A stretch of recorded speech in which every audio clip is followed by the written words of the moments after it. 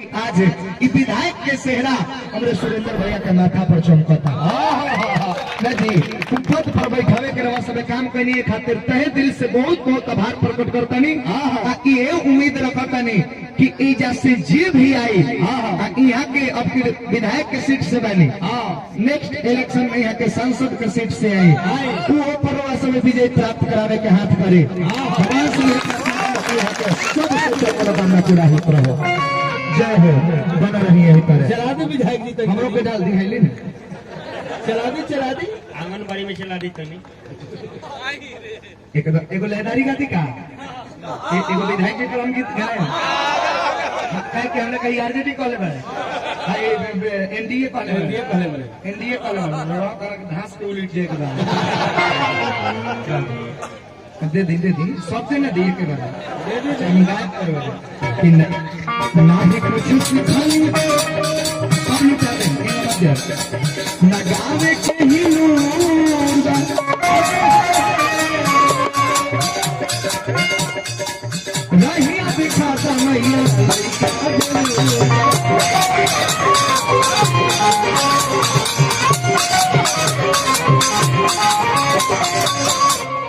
अरे का हो आइल बानी शरण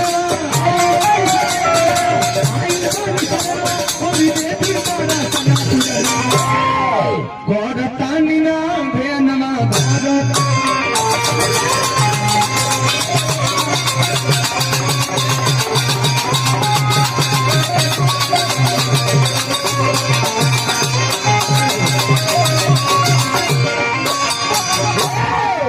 अब चलते चलते कटो का भैया देख लिया तनी हाँ अब देखी लू चलते चलते वो गणेश जी का सुमिरन एक बाद समय दे दी पलटू परदेसी भाई के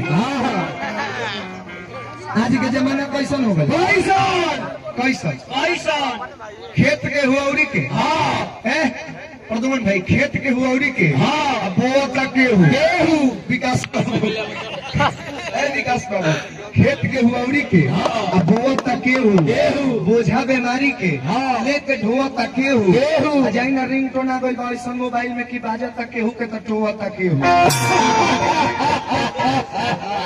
हो गया है कि नहीं जी एकदम सही पूरा है ना आज के जमाना में दुई एगो चीज हाईलाइट बा काका एगो जींस डिपार्टमेंट में एगो जींस डिपार्टमेंट में बजरंग दल एगो लेडीज डिपार्टमेंट में शिव चर्चा ये अपना हाईलाइट हो गइल बा अपना हाईलाइट हो गइल बा जितना नयका भाई लोग रहता लोग सब जना बजरंग दल में शामिल बनो भगवा कलर के मस्त एगो देह पर चमका के डीजे साउंड विश्व बॉक्स लगा लेता लोग एगो पिकअप पर डायलॉग फिट कर देता लोग जय श्री राम हनुमान हूँ कि देश मेरा नाम है सीना चीन कर दिखा दूंगा अंतर पैठा हिंदुस्तान है जय भवानी इन लोगों ने जमौले तले कुछ दूर आगे बढ़ी तो शिव चर्चों के हालाबा मार्केट में 5 गो गाँव के मेहरारू लोग इकट्ठा हो जाता लोग और शुरू कर देता लोग कैसे हो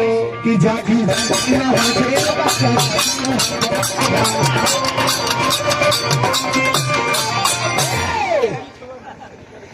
प्रणाम गुरु भैया प्रणाम शिष्या प्रणाम नीलम दीदी गोर लागत हरिंदर भैया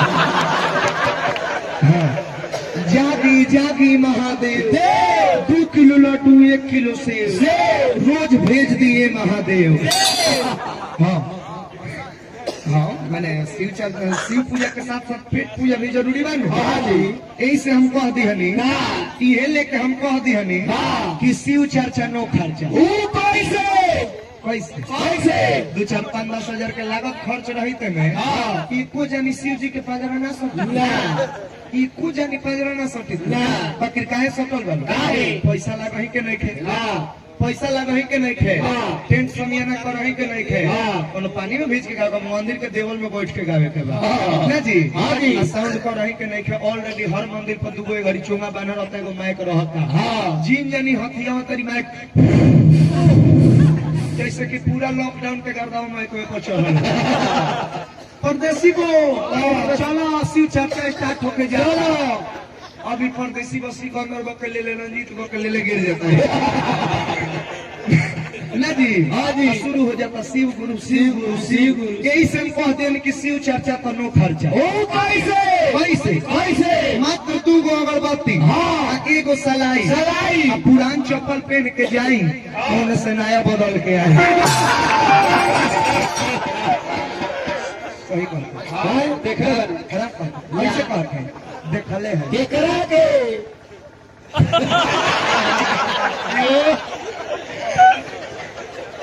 के जी प्रदुमन परदेसी वो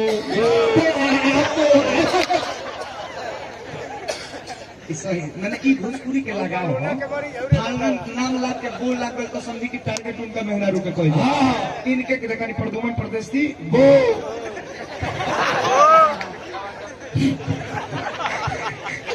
इनकर मेहरार हाँ लवंडा से बियाह कइले बड़े एक दिन सिर चर्चा में हाँ। एगो स्टॉल ले लिया हाँ। नाइटिए पर चल देली हाँ। देखियो ओकर नाम है नाइटी नाइटी। नाइट माने रात होला होला। नाइटी रात में यूज कइल जाला हाँ। ना जी। हाँ जी। आ, ई दिने में नाइटी पहन के हाँ आ एगो नया वैरायटी के ओढ़नी ले ले हाँ। आ चल लिया कान्हा पर धरत रही जान तनी के ये तारे ए आए हाय मारूंगी चलेगा आए हाय खतरा करूंगी खतरा करूंगी खतरा कर चल बा चल दिल्ली शिव चर्चा में। हाँ आ सब लोग शिव चर्चा करता। हाँ। वो मर्द चर्चा शुरू कर दे बा ये तारी से दुल्हनिया के हाथ पर धर लिहली हाँ। कानवा में खोस के हाँ। आ कहा तरीके ए दे आ दे ऐसी ऐसी हाय भैया माय गॉड अरे मार बोला नहीं ओ फतवी फतवी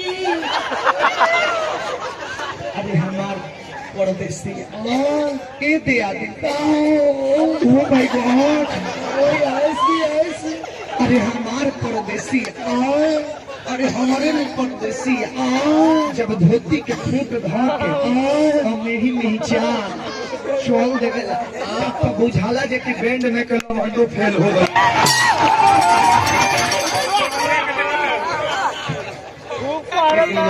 लैदार कहूँगा के बारी नु क्या पूछबे मत करी। खाना बना देवे नु जहिया मिजाज से खाना बना दी वो दिन इनका पूरा खानदान उपास ही सूते ले मन से खाना बना दे। लेकिन देखिए भाव लागल बड़ बड़